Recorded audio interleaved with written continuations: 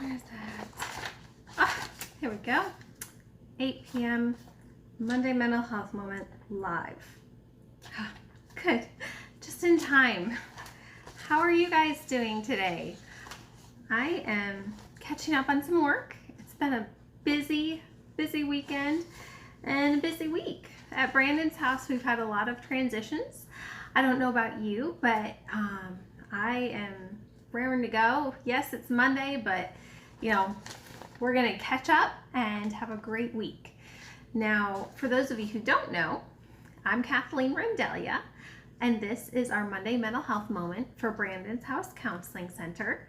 So thank you for joining me every week at 8 p.m. You can find us here live. We touch base on what's happening at Brandon's house, as well as a few mental health tips and ideas for you to help your week start out well, hopefully, and to really just bring a little bit of useful information into your life as well. We recognize that a lot of us get really busy, so we are grateful for you to take the time out of your week, whether it be that you watch us live on Mondays right now, or you tune in and check out the video later in the week. That's great too. We just appreciate that you are tuning in. So I'm going to set this aside right now, but we're going to get back to this because we are talking about work and mental health and stress and all of those things that go into that. So if you have a job, or you're in school, or you have dreams and hopes of being employed and working, I hope that you find some of the information in a little bit helpful to you. So first off, if you haven't heard about Brandon's house, let me just give you a really small intro of what we are and who we are. Brandon's House Counseling Center is a nonprofit counseling agency that serves teens and their families. We specifically work in Southern Indiana and have some families that come over from Louisville, Kentucky. We are unique because our service is completely free. That's right. I didn't stumble. It is free. Since 1993, we have been providing free mental health counseling to the families in our area, and we hope to continue to do that for as long as there is a need for those services. In order for us to do that, we as a nonprofit agency do hold fundraisers throughout the year, and we try and get donors and supporters through the community. We don't take tax dollars, so all of our support comes from people like you, businesses in our area, and individuals, and sometimes a few small local grants. So we are here, we're open, we have adapted to the COVID pandemic. We have some of our sessions that are being done on telehealth, others that are in office.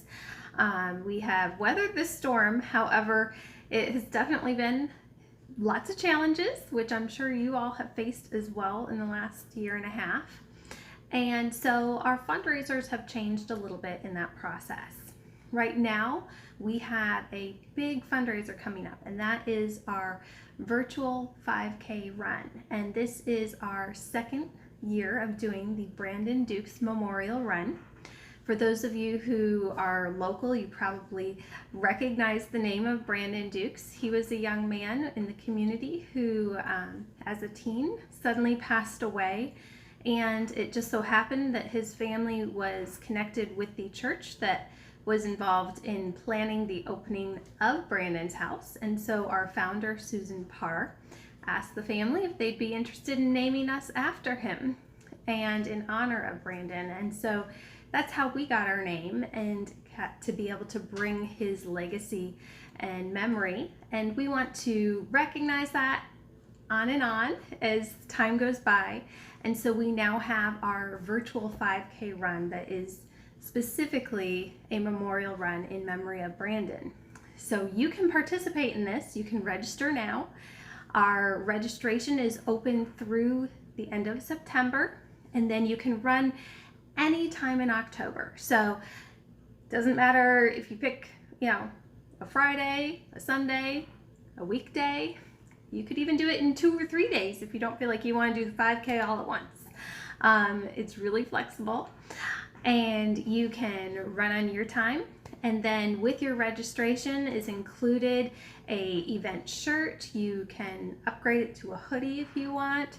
You get a medal for running and some swag, and you're also entered to win some prizes. So it's really a fun event. You will get to participate in a community thing that is going to support Brandon's house directly. And if you're not really feeling like you want to run, or maybe both, you can sponsor this event. So we have, with our event shirts, we have sponsors that will be on the shirts. We also have some different sponsorship levels that involve advertising on our social media. So if you're interested in that, you can find out more at our website, as well as registering either from our website directly. You can link to the Run Sign Up website for the registration to run, or you can go directly to Run Sign Up and look up our memorial run for Brandon Dukes. So that's what we've got going on at Brandon's house. And I also am excited to say that we introduced on our Saturday story time our new administrative assistant, Riley. So for those of you who are calling in, you will have a new voice answering our phones and a new face at the door. So please be sure to welcome Riley when you get to communicate with her when you call to say that you're going to sponsor our 5K, right? So we look forward to having her as part of our team, and really she is a lovely young lady, and I'm sure that you will enjoy working with her. All right, so speaking of work, how many of you find work sometimes adds a little bit to your stress in your life? You might love your job and you may find that it's the perfect fit for you, but it may still cause stress in your life, and that's normal. Did you know that you spend a third of your day generally in work? That's right, a third. That adds up for most of us over a lifetime to be 90,000 hours of work. That's a lot of time. So if whatever that time you're investing in is affecting your mental health in some way, that's going to have a big toll on your life and what it looks like. Now, on the opposite side, if you do things to help your mental health in your work environment, then it's going to have a positive impact on your life. So what can you do to make your job help you to be mentally healthier? And why should you even do that? Well, first off, it's good for you. It's good for your health and your just emotional well-being.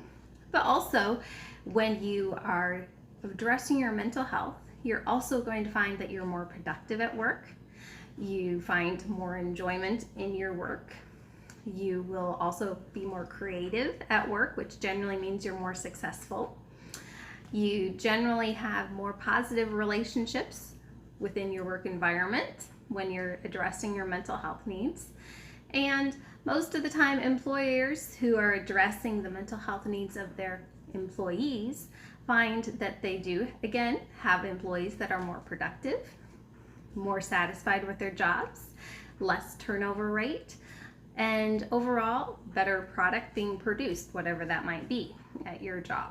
So mental health is a key factor in workplace success. So let's think about what we can do to make it better, right?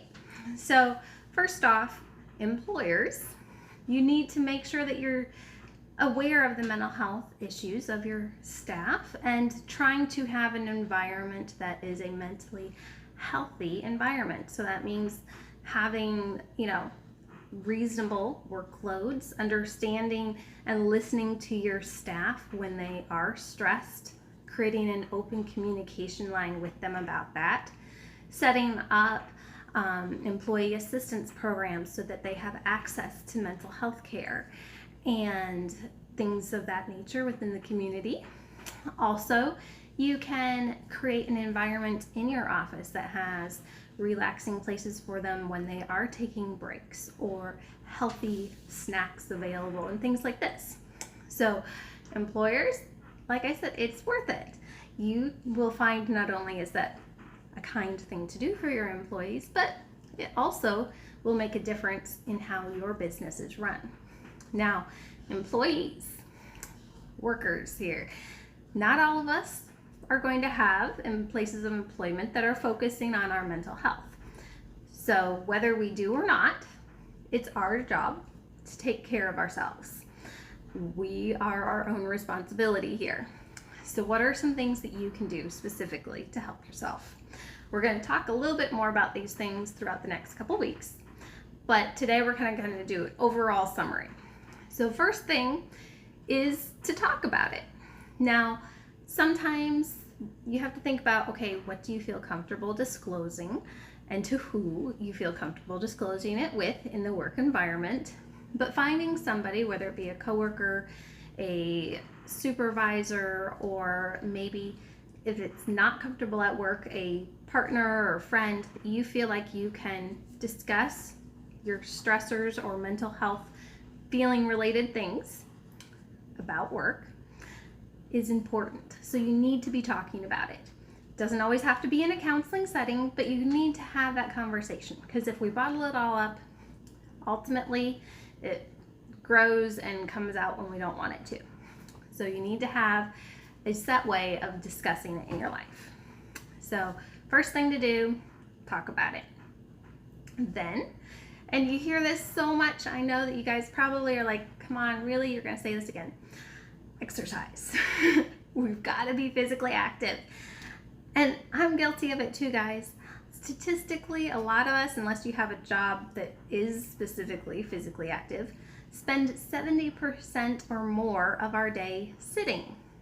That's a lot of sitting, and that is not good for the body, right? So we need to get up, we got to take breaks, we got to stretch, we got to move, we got to do things to keep our bodies physically active. So you can do this. If you do have a job that is just sitting and you try and take some breaks and things like that, you can try and build in some more exercise on the weekends. Maybe sign up for a virtual 5K. That would be a good idea. You could train for it for a little bit and then participate. That's going to get you physically active, right? So, get out there, move around. You don't have to be doing things at the gym and all of this. You just have to get moving. A walk after dinner every day, that's going to be a big impact on your life, and you're going to notice it. So physical activity, okay? Now, outside of physical activity, we also need to eat healthy, and that can be really hard to do with work. Sometimes you get busy, you forget your lunch, you grab fast food, whatever it might be, you get really tired, you need to focus, you grab that caffeine, sugar, things like that to keep going. Unfortunately, those aren't always the best things for our bodies and can add to our physical symptoms of depression and anxiety, and so we won't really want to do that very often. So having on hand healthy snacks, so when you are in need of something, you can grab it.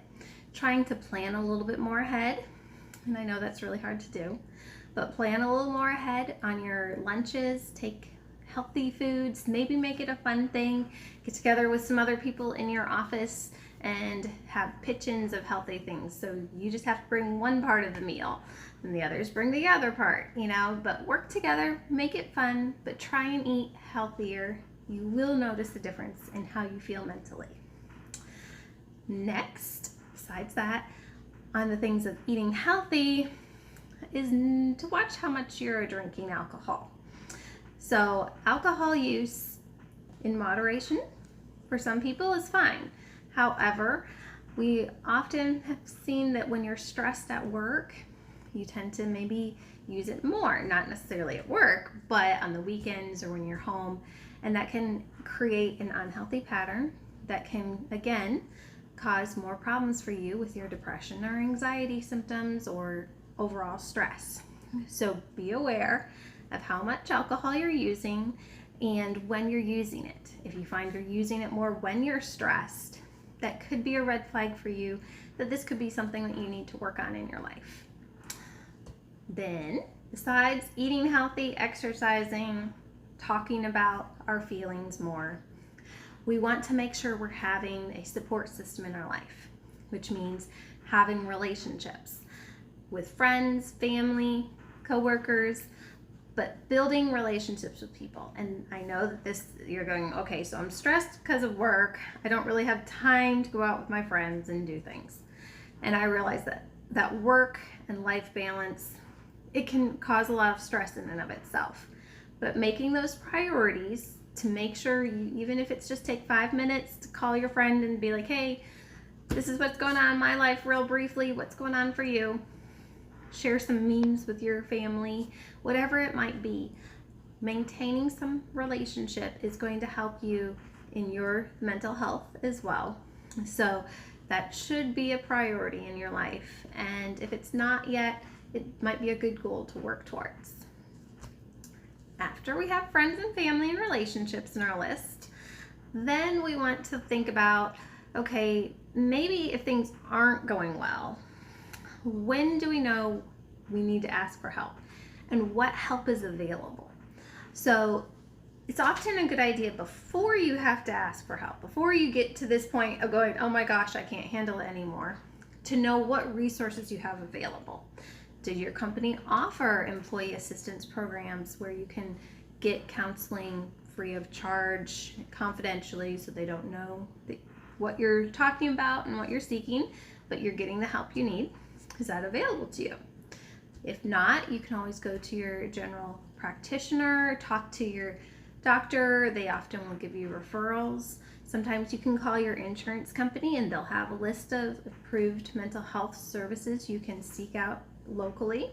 But knowing who you can ask for help with and what you can do is important. Also knowing what your mental health benefits are is important, because a lot of times these mental health benefits go unused until you have, like I said, reached the limit, and then sometimes you need a little bit more than what is available. So if you can find what your benefits are ahead of time, take some of those mental health days to actually recharge yourself and take a break, you may help yourself avoid having a mental stress crisis of some kind. So that kind of leads me into the next part of making sure you're taking breaks, making sure you're taking care of yourself, of sleeping and getting the rest you need. So whether that means taking your vacation time, taking those mental health days that your employer offers, making sure that you're taking breaks throughout your day, even 5 minutes sometimes, step away from that computer, go outside, take some nice deep breaths. You'll notice that even if it's a small break, is going to help you mentally to recharge and just relax. So breaks are good. Also, did you know that it's a good idea to not do everything you dislike at work in one big chunk? You want to kind of sandwich it. So if you have something that maybe you're not as good at or you really don't like doing, it's a good idea to do something that you are good at or like doing, then do something that you're kind of dreading, and then do something that you like again. So we call this the sandwich technique. And we do this a lot when we're talking to other people about their strengths and weaknesses as well, because we find that it really helps us with self-esteem. So if you're focusing on just the negative stuff, it can really wear you down. And if you do one more negative or one hard thing after another, you can start to feel like you're not being successful. But if you build it up so you're doing something that you know you're already good at, you can master, you've got it, you're going to feel good about, then you do that tough thing, and then you do another thing that you know you've got, right? It's going to help you to feel more confident throughout your day, and again, less stressed. So it can help your mental health. So practicing what we call the sandwich technique with your tasks through the day, if you have control over when you do things, can be a useful mental health way of handling stress. Also, doing fun things. You are also a good idea to have hobbies, whether it be, art, reading, sports. Doing something that you like can help you to relax, help you to work out stress, and overall we know that people who do have hobbies tend to have better mental health. So if you don't have a hobby, it can be really fun to try and find one. Just sample a few different things, see what you find interesting, and try it out. So having a hobby though, on the weekends, whatever you can fit in, can again be a useful way to build in that relationship with your friends or family, or to help you to have something to do during those breaks that you're taking. Also, when we talk about, our sandwich technique of looking at the good things you're good at, things that are a little bit harder, one of the things that helps at work and mental stress is to kind of reach a level of acceptance of who you are and kind of owning it, being okay with who you are. Know your weaknesses, what you can maybe work on a little bit. Know your strengths. It's okay to be proud of what you're good at. So being accepting of who you are and confident of that is an important part of having positive workplace mental health. Then, last but not least, not just focusing on yourself, but focusing on others. So volunteering in some way, helping a coworker out who might be struggling, but focusing on somebody else, getting outside of your space, is going to help your mental health as well. So this is kind of like a long summary of all the different things we can do and the things that you can do as an individual to help your mental health in the workplace. But I hope that you find one or two of these things that you can try this week.